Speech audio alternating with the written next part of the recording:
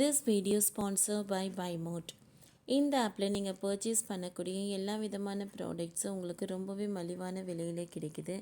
இதில் நிறைய offers and coupons provide பண்ணுறாங்க. ஸோ இதோட லிங்க் உங்களுக்கு டிஸ்கிரிப்ஷனில் கொடுக்குறேன், யூஸ் பண்ணி பாருங்கள். இதெல்லாம் எங்கே போய் முடிய போகுதுன்னு தெரியல. வேலைக்கே போகாமல் ஏமாற்றும் இலசுகள். அது என்ன வாடகை ஆஃபர்ஸ்? வாங்க ஃப்ரெண்ட்ஸ், அதை பற்றின வீடியோ என்னென்னு பார்க்கலாம்.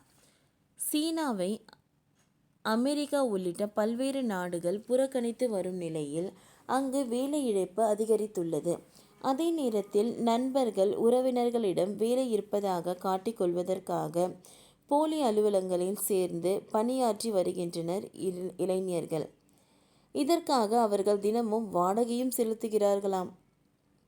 மற்ற உலக நாடுகளைப் போலவே சீனாவிலும் கொரோனா தொற்று பிறகு இந்த நாட்டின் பொருளாதாரமானது அதில் பாதாளத்தை நோக்கி சென்று கொண்டிருக்கிறது. மேலும் பல்வேறு விவகாரங்கள் காரணமாக அமெரிக்கா உள்ளிட்ட பல்வேறு உலக நாடுகள் சீனாவை புறக்கணித்து வருகின்றன. மேலும் சீனாவில் உற்பத்தியாகும் பல்வேறு பொருட்களுக்கு வெளிநாடுகளில் தடை விதிக்கப்படுவதால் ஏற்றுமதியும் மிக கடுமையாக பாதிக்கப்பட்டுள்ளது. செல்போன், கார் தயாரிப்பு, பொம்மைகள் தயாரிப்பு ஆகியவற்றில் ஈடுபட்டுள்ள நிறுவனங்களும் சீனாவில் இருந்து வெளியேறி இந்தியா உள்ளிட்ட நாடுகளுக்கு மாறி வருகின்றன. மேலும் சீனாவின் மிக முக்கிய துறைகளில் ஒன்றான ரியல் எஸ்டேட் கடும் இழப்பை சந்தித்து வருகிறது. இதனால் நாட்டின் எப்பொழுதும் இல்லாத அளவு வேலை வாய்ப்பின்மை ஏற்பட்டுள்ளது. சுமார் 22% இளைஞர்கள் வேலை இல்லாமல் வெட்டியாக ஊர் சுற்றி வருகிறார்கள். மேலும் அந்த நாட்டின் மக்கள் தொகையில் 40% இளைஞர்கள் மிக குறைவான ஊதியத்தால் வேலை செய்ய தயாராகி வருகின்றனர். பொருளாதார மந்த நிலைதான் இந்த சூழலுக்கு காரணம்.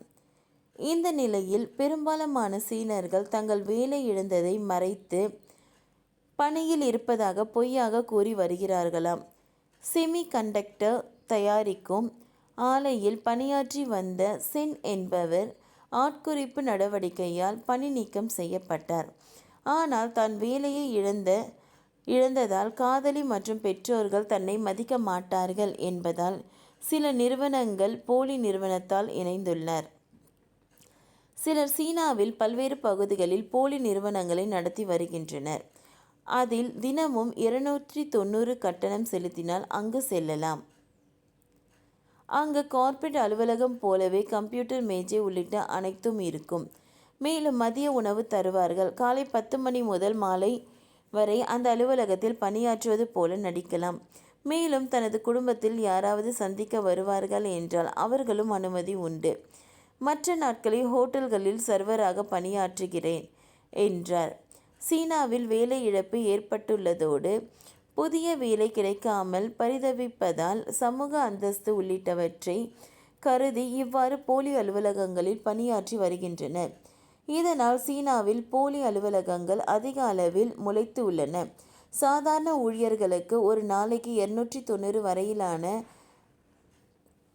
மேனேஜர் வரை பதவிகளுக்கு 1000 ரூபாய் வரை கட்டணம் செலுத்துகின்றனர்.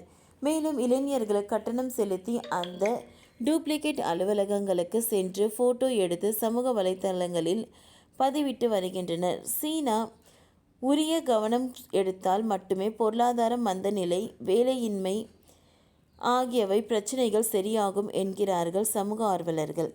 ஓகே ஃப்ரெண்ட்ஸ், இந்த வீடியோ உங்களுக்கு பிடிச்சிருந்தால் லைக் பண்ணுங்கள், ஷேர் பண்ணுங்கள், சப்ஸ்கிரைப் பண்ணுங்கள். தேங்க்யூ.